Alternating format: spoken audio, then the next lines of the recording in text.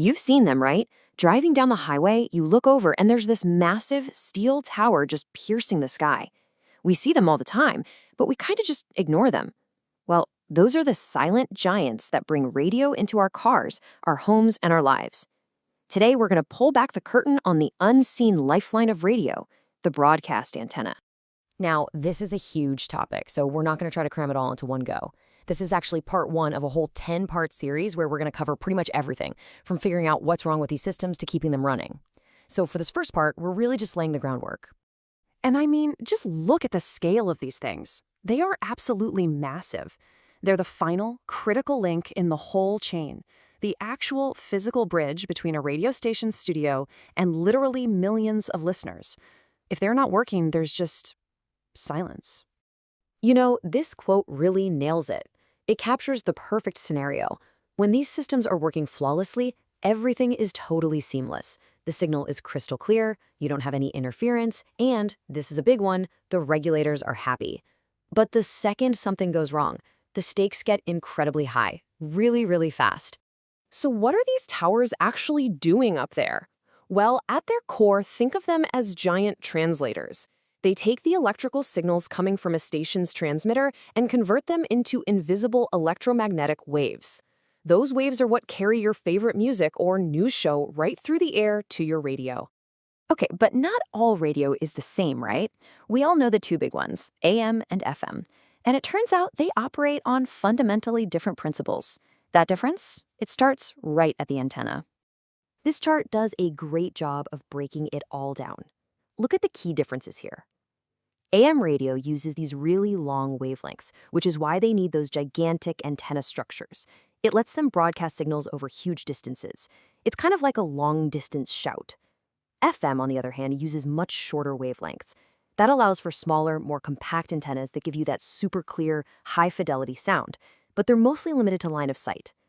Think of it more like a perfectly clear, direct conversation. All right, so that's how they're supposed to work. But what happens when they break?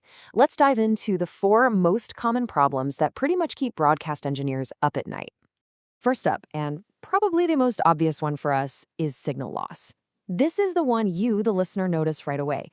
Your favorite station suddenly gets all fuzzy, or it starts fading in and out, or maybe it just disappears completely.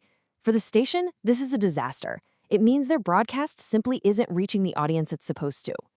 Next, you've got audio distortion. Now, this one's a little sneakier. The signal might still be strong, you can hear the station, but it just sounds, well, bad. It's got that unpleasant, garbled quality that just makes you want to change the channel, even if you can't quite put your finger on why. Now this one, pattern distortion, is a huge deal. A lot of AM antennas are directional. They have to be. They're designed to aim their signal like a spotlight, specifically to avoid messing with other stations on the same frequency. If that pattern gets warped, the antenna can start illegally blasting its signal into another station's territory, sometimes hundreds of miles away, and that triggers major regulatory problems. And finally, there's interference. This one is like a ghost in the machine. A new skyscraper or maybe a cell tower goes up nearby, and all of a sudden it starts unintentionally bouncing the signal around, re-radiating it and just corrupting the broadcast in all these unpredictable ways. It completely disrupts the whole carefully engineered system. So you see, these aren't just little technical glitches for engineers to solve in a lab. These problems have severe, real-world consequences that can quickly spiral into a full-blown crisis for a radio station. So what does this actually cost when it all goes wrong? What is the real price tag when one of these absolutely vital systems fails? Get this, just for the emergency repairs alone, a station could be looking at anywhere from $50,000 all the way up to $500,000.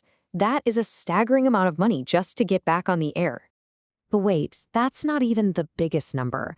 During a long outage, the lost advertising revenue, the damage to their reputation, that can cost a station millions. Because once a listener changes that preset on their car radio, there's a good chance they're never coming back. It really is a domino effect, isn't it? One single technical failure leads to listeners tuning out and going to a competitor. That means advertisers start pulling their money. At the same time, you could be getting hit with substantial fines for interference. In the end result, permanent damage to the station's audience and its bottom line. And that really brings us to the million-dollar question, literally. With all these complex, invisible forces at play, how in the world do engineers find and fix these problems before they spiral into a multi-million-dollar disaster? Well, that's exactly what we'll start to answer in the next part of our series.